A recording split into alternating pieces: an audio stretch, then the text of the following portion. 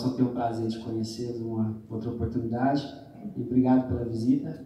A gente ficou honrado de vocês terem separado esse tempo para estar aqui com a gente, tá bom? Deus abençoe tremendamente vocês e Deus abençoe a todos nós por estarmos aqui e dando uma certa continuidade, né? O tema dele foi bem abrangente, ele falou tremendamente sobre o reino de Deus e eu já tinha no meu coração para estar falando sobre o reino de Deus há um tempo atrás e coincidiu de encarar esse tema, né? E eu vou estar tocando um pouco mais nesse assunto, né? E para falar sobre o reino de Deus, queria trazer aqui para vocês aqui uma explanação sobre reinados, né? Reinados. O assunto reino ele é muito utilizado em produções artísticas, né? A gente vê vários filmes falando sobre reino, né? E eu quero passar por alguns aqui com vocês. Vamos lá, vamos ver se... Agora que eu descubro a idade do pessoal. Agora que eu começo a falar desses filmes, a gente descobre a idade. Vamos lá, ó, o primeiro. Robin Hood. Todos já assistiram. Bom demais, né? Filmaço. Sessão da tarde com Kevin Costner. Nossa, esse eu fui lá longe, né? Foi antigo. Muito bom, ele arrasou nesse filme, né? Depois eles deram uma atualizada no Robin Hood em 2010 e fizeram com o Russell Crowe, Russell Crowe, né? Aí o Robin Hood ele ficou um pouco mais sério, né? Era o ladrão já mais, sei lá, maduro, né? E tratava sobre injustiça, né? Era aquela pessoa que queria pegar dos ricos e dividir com os pobres. Era a ideia central do filme. Beleza. E aproveitando que eu toquei no assunto no nome do Russell, né? Tem o Gladiador. Esse também. Nunca? Tá certo. Tá certo. O Gladiador é aquele, né? Aquele que só na tela quente, né? Porque escorre sangue na tela, né? Massa também, muito bom. Quem gosta de ação, um filme muito bom também, né? E Coração Valente. Coração Valente. Mel Gibson no papel de William Wallace. Vocês estão lembrados de William Wallace, aquele cabelinho dele e tal? Ele montou um exército maior que o da monarquia inglesa, motivado por uma tragédia pessoal, né? No final, a Luciana que me lembrou, né? No final ele tá lá no seu leito, lá ele grita Freedom! Né? E, enfim, ele traz para aquele povo sem esperança, uma esperança de combater uma monarquia inglesa, né? E o Rei Arthur e os Cavaleiros da Távola Redonda. Lembra também, né? Dos cavaleiros. Sempre tem um cavaleiro que a gente gostava mais, né? Sempre tem, né? Enfim, e por fim, para não estender muito, Pantera Negra. Esse é novaço. Pantera Negra, gravada agora em 2018, gravado na África, né? Algumas partes, né? Não sei se foi a totalidade dele na África, mas é baseamento dos povos africanos e tal, e fala do mundo paralelo, né? Ele tem uma, se a gente for analisar, é meio que a gente vive, né? É um mundo onde ninguém sabe que existe, né? Se a gente for trazer para o nosso contexto bíblico, que a gente é crente, tudo para nós, né? Chama do reino, vem do reino, a gente vai falar o quê? Que seria um mundo espiritual, né? Então ele tem um reino, um reinado ali que ninguém sabe que existe, é um mundo paralelo, e lá tem os conflitos dele. Muito legal também esse filme, Pantera Negra. E é nesse ponto de vista que eu quero tocar com vocês, eu quero falar sobre o mundo paralelo, sobre reino, céus, né? E eu quero estar falando com vocês um pouco sobre isso. E vamos voltando para o tema, que é o reino de Deus. Ele é citado de duas formas no Novo Testamento. Mateus, ele fala muito sobre o reino dos céus, uma vez que sua mensagem era, de certa forma, aplicada diretamente para os judeus, né? E em outras partes do Evangelho, teve até, se eu não me engano, teve até não posso dizer uma treta, né? Mas teve um momento lá que Paulo e eles levantam sobre essas questões, né? Da palavra aos judeus e da palavra aos gentios, né? Então, Por que ele citava muito, Mateus citava muito o reino dos céus no seu texto? Porque, para começar, ainda dizem que os judeus ortodoxos ainda eles não citam o nome de Deus, né, do Eterno. Eles não citam o nome de Deus, o Eterno. Então, Mateus, por sua vez, sempre trazia a mensagem, o reino dos céus, né, nos seus trechos. Então, ele não falava o reino de Deus, né, em grande parte das suas mensagens. E em outras partes do Evangelho você vai encontrar a expressão reino de Deus, né? Essa já aplicada aos gregos, romanos, a turma do fundão, né? A turma dos gentios, né? Que já é a mensagem nua e crua, né? O reino de Deus. Enfim, Paulo adorava pegar essa gente, né? Que é o chamado dele, vindo aplicando ao ministério dela, né? E o que nós podemos falar sobre o reino dos céus?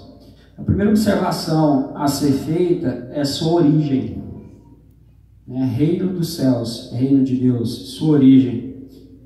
E por ser dos céus, eu quero começar perguntando o que você entende sobre o reino dos céus. Qual o entendimento que você tem sobre o reino dos céus? Eu vou ajudar aqui vocês. Reino dos céus é um mundo paralelo? O reino dos céus, a morada celestial, não há diferença aí, mas é um mundo paralelo? O reino dos céus? Sim ou não?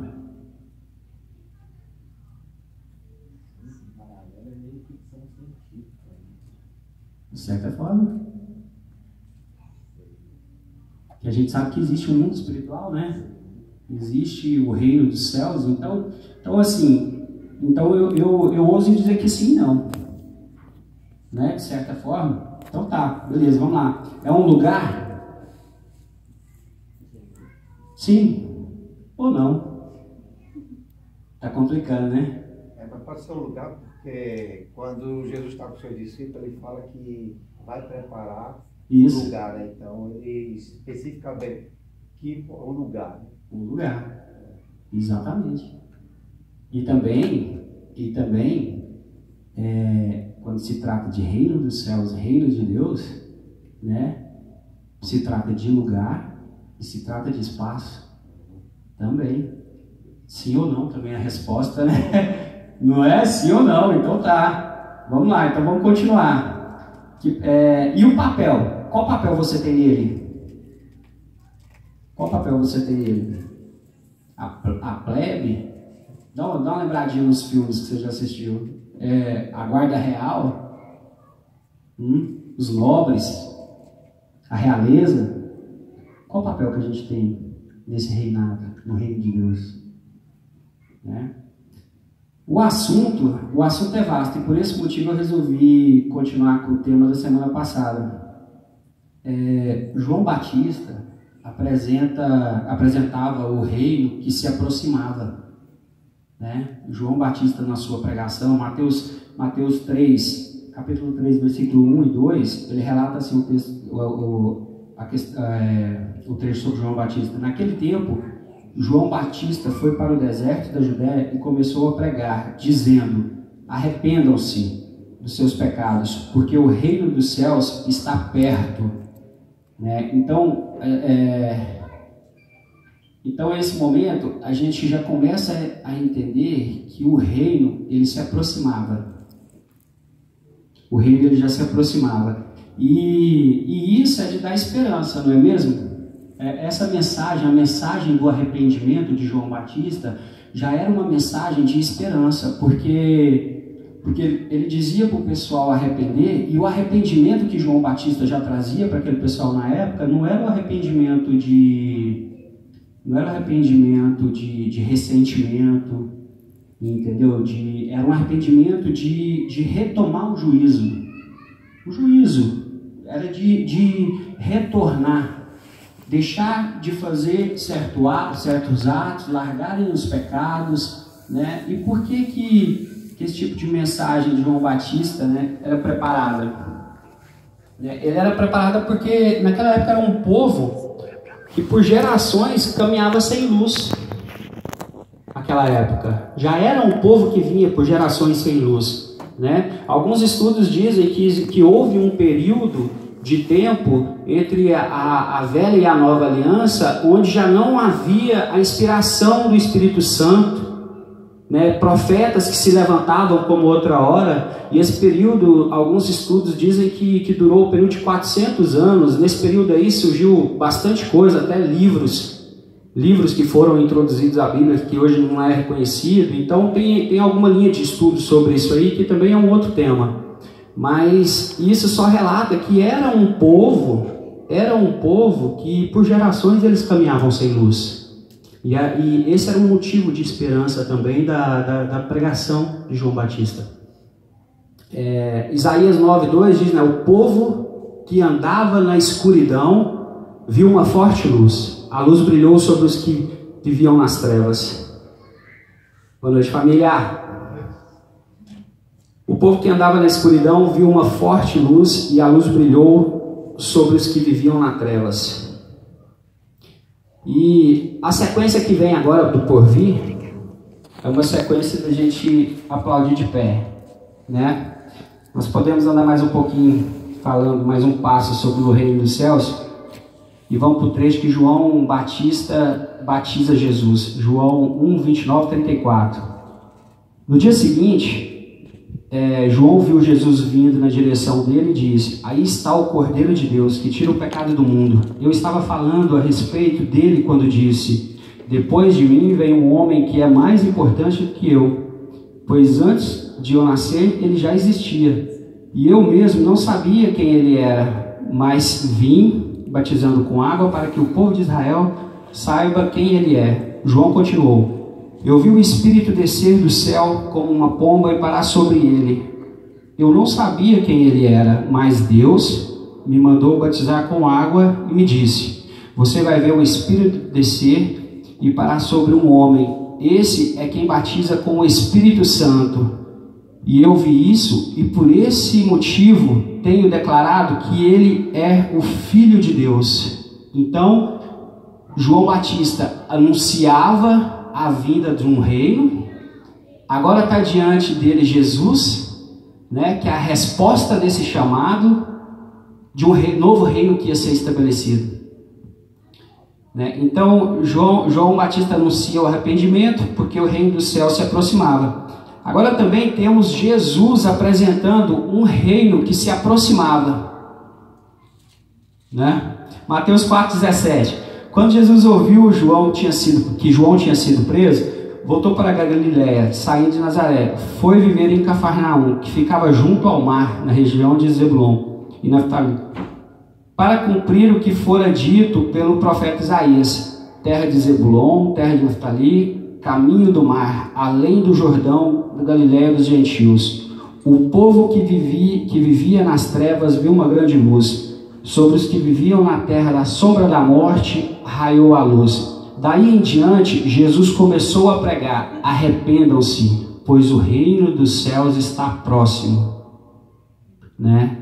E igual a pergunta que eu iniciei aqui, né? Sim, não. Então você tinha João Batista dizendo que o reino de Deus estava se aproximando, e agora você tem o próprio Jesus dizendo que o reino dos céus estava se aproximando. Quando chega o reino, né? Eu já até sei o que você está pensando. Eu estou meio que aprendendo com o Fragalha, que a gente começa a ler, né? Você quer me fazer uma pergunta, né? Então a gente vai ficando bom nisso, né? Você já deve estar pensando aí: agora bagunçou tudo, estou entendendo é nada, caramba. Mas não era o João que tinha esse papel incumbido de anunciar um reino que se aproximava? E aí, Jesus chegou para instalar esse reino, e Jesus continua anunciando esse reino que se aproxima? Vamos lá. A gente vai pegando, e a mãe vai entendendo. O que acontece agora para frente é que o caminhar de Jesus apresenta o reino de Deus presente. Jesus começa o seu ministério, um ministério de direito legal de governar. Ele encontra com João Batista, é batizado e ele começa agora um ministério com direito legal de governar. O reino estabelecido, ele começa a ser apresentado, né? Os milagres, eles se potencializam, as curas, as libertações, os ensinamentos, tudo revelando o direito legal de governar. Gente, no início vocês lembram dos filmes, né? Todos tratavam de governos, alguns por manobras, que eu citei aqui, né? Outros por força, né? Governo por vaidade, né? Outros também por ficção, né? Eu quis usar aqueles exemplos para vocês entenderem um pouco no início, né? Só que agora nós estamos diante de um reinado que ele não é ficção. Que ele não é ficção. O reino dos céus, o que vai ser tratado é um reinado de direito legal de governar, de exercer governo, né? Então, vamos lá, repita comigo aí para a gente poder dar uma sacudida, dar uma quebrada. Vamos lá. Reino, direito legal de governar. Reino, direito legal de governar. Reino, direito legal de governar. Reino, direito legal de governar. Isso aí, show. Salmo 103:19. O Senhor Deus colocou o seu trono bem firme no céu. Ele é rei e domina tudo. Então agora nós temos um rei que domina tudo, né? Agora, continuando, caminhando já para a gente pegar o contexto da palavra que eu quero trazer para vocês hoje aqui. Alguns diriam que é começar a pregação, né? Mas enfim. Vamos lá, Lucas 19:11. Lucas 19:11, 19:11 a 15. Jesus ele traz a parábola das 10 moedas de ouro. Eu sei que vocês já devem ter ouvido algumas dezenas de palavras sobre essa parábola, né? Sobre as 10 moedas de ouro, e ela é tratada de várias formas. Eu quero ler para vocês aqui, apresentar mais uma aqui. E o meu desejo aqui hoje, gente, o meu desejo de sincero coração é que você me ouvindo crie dentro de você a sua pregação. É tão gostoso isso quando você está recebendo algo de Deus e você começa a ir além, você começa a relembrar os textos bíblicos, você começa a relembrar as passagens bíblicas e isso vai gerando em você entusiasmo e mensagem nova. Então esse é meu desejo aqui hoje para você. Então, mais uma vez eu vou estar lendo para vocês aqui essa parábola das 10 moedas de ouro. Jesus contou uma parábola para os que ouviam o que ele tinha... Desculpa, gente. Jesus contou uma parábola para os que o ouviram e o que ele tinha dito.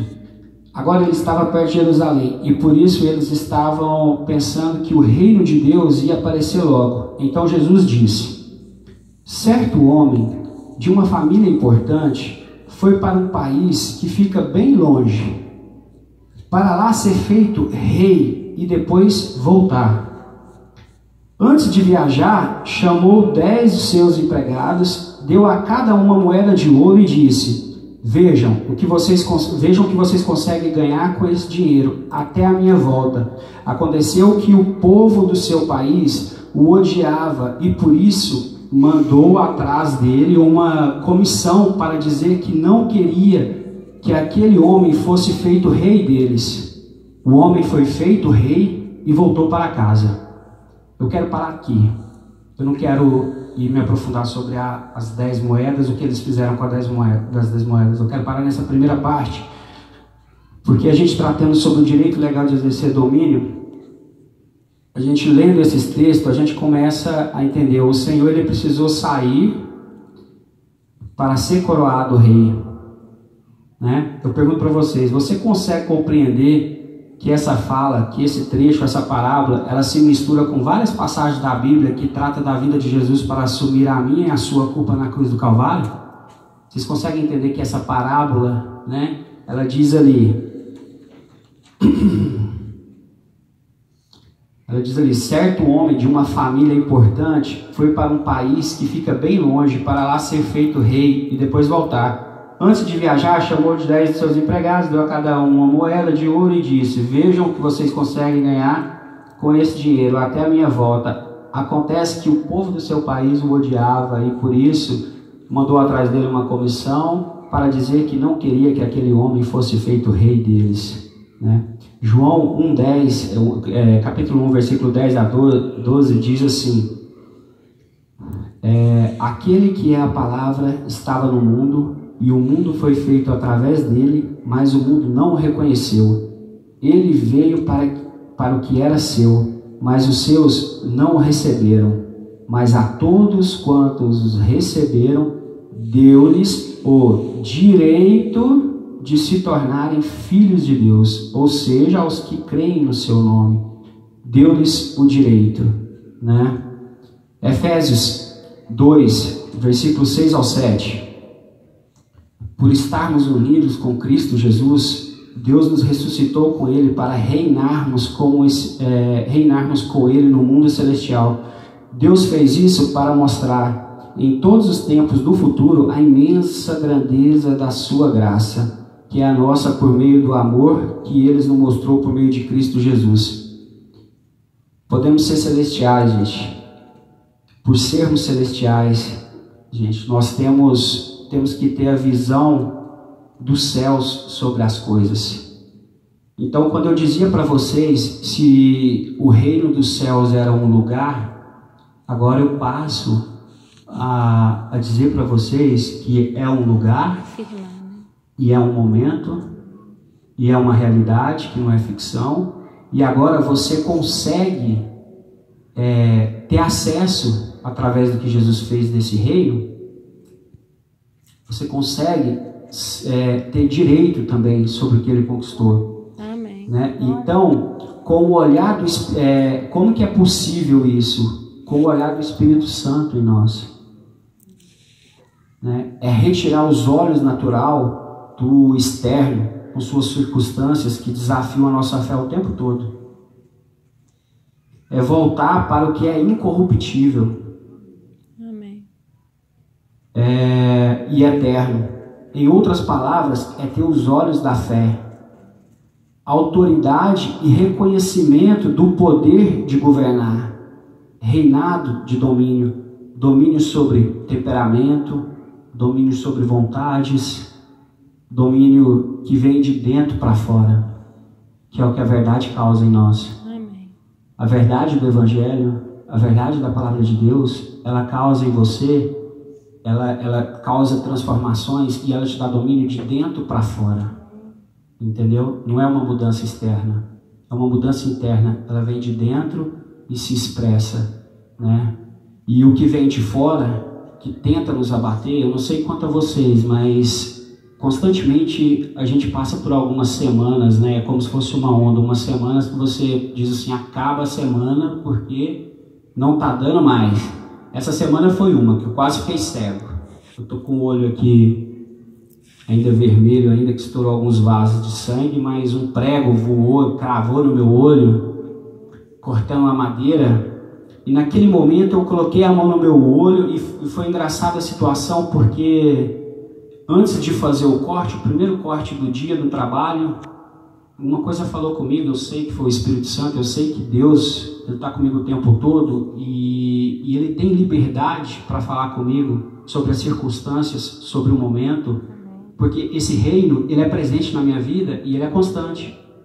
E eu peço a Deus que o meu ouvido ele esteja atento, sensível à voz do Espírito Santo, para as minhas decisões, minhas atitudes, entendeu? E quando eu falo isso para você aqui, é porque eu não sou melhor que você, é porque eu estou aprendendo que eu necessito disso.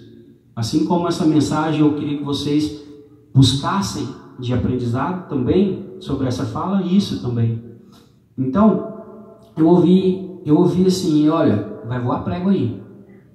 Então eu peguei e o esposo da Paula trabalha comigo. Eu falei: Leandro, faz um favor para mim, busca meu óculos lá na picape. Ele, não, beleza, vou lá, aguenta aí. Ele desceu. No que ele desceu, eu falei assim, é coisa da América, né? Enquanto ele vai lá e volta, já cortei uma. Né? Vamos próximo. Nesse eu já cortei uma, enquanto ele vai lá e volta. Na primeira lâmina, eu senti cravar no meu olho alguma coisa. Cravou. E eu pensei, nossa, ainda cantei a pedra. Ainda o Espírito Santo ainda me alertou, me falou alguma coisa e eu não ouvi, beleza, mas imediato eu já clamei o sangue, falei, sangue de Jesus tem poder, Senhor, retira isso do meu olho, em nome de Jesus, pelas tuas pisaduras eu fui curado, pelas tuas pisaduras eu fui curado. E aí o diabo já soprou na mente, porque ele tá louco, né? Ele fica louco ao derredor esperando um momento, porque ele é externo,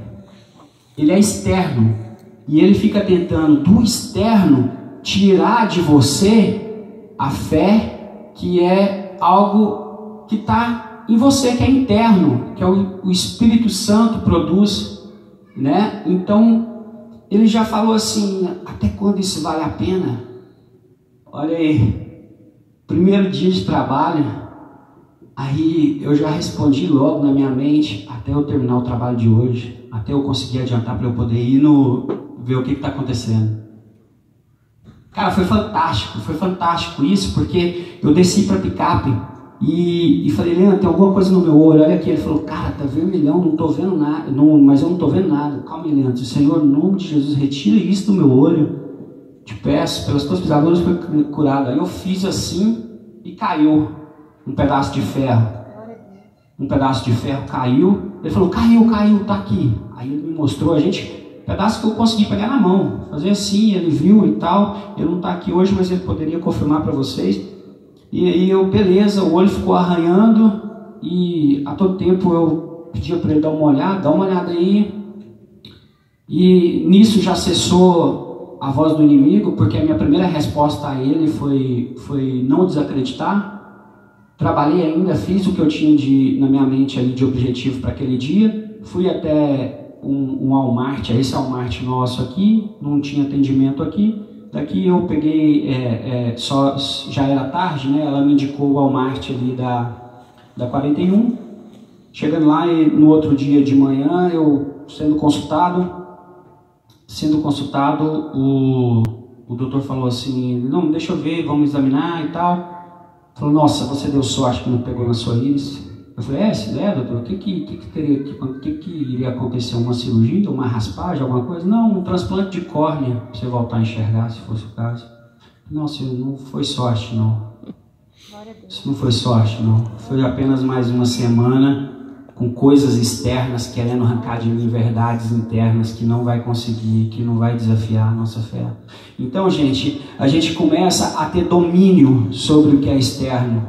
A gente começa a exercer um domínio legal. Amém. Reinado. Glória a Deus. A gente começa a exercer domínio, né? Amém.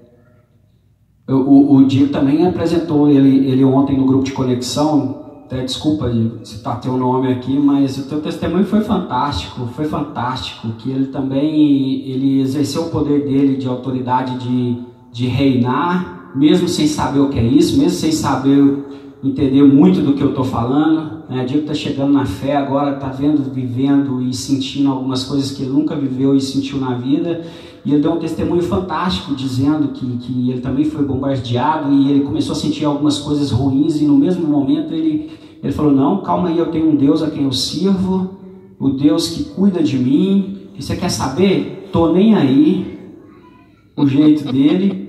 E ele disse que aquilo cessou, a preocupação escorreu, entendeu? Não perdeu o dia dele, não chegou para casa estressado, e é fantástico. Depois vocês tiverem oportunidade, ele conta essa história, foi fantástico também. Então eu conto isso mais para poder ficar aqui firmar essa questão para vocês do domínio, dominar, né?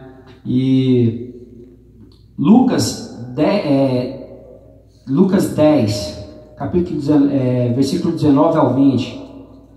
Eu dei a vocês autoridade para pisar sobre cobras e escorpiões, e sobre todo o poder do inimigo. Nada lhes fará dano.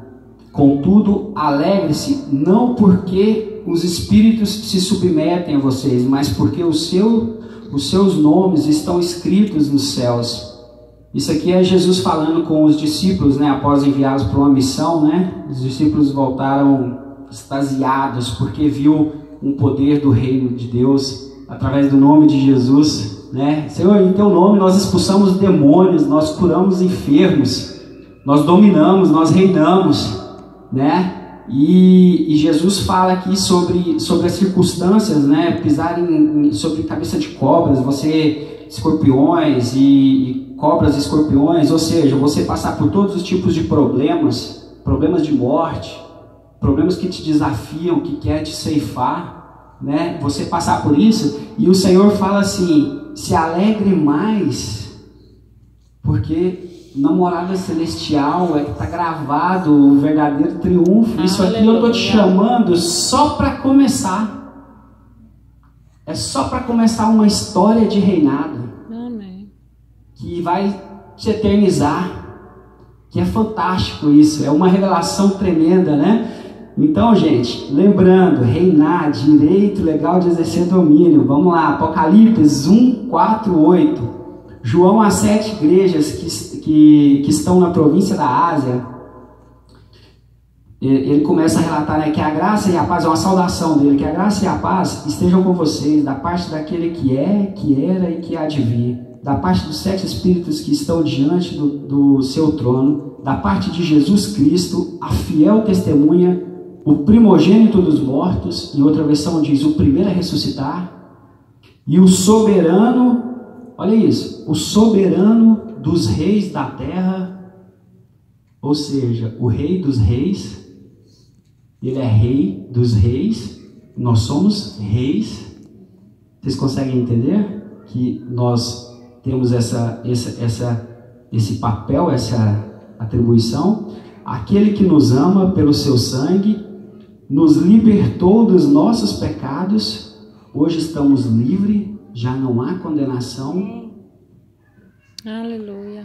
E nos constituiu reino e sacerdotes para o seu Deus e Pai. A Ele a glória e o domínio para todo sempre. Amém. Eis que Ele vem com as nuvens, de todo olho verá, até mesmo aqueles que o transpassaram, e todas as tribos da terra se lamentarão por causa dele, certamente. Amém. Eu sou o Alfa e o Ômega, diz o Senhor, aquele que é, que era e que há de vir, o Todo-Poderoso. Amém. Amém. Gente, Ele nos constituiu reis e sacerdotes.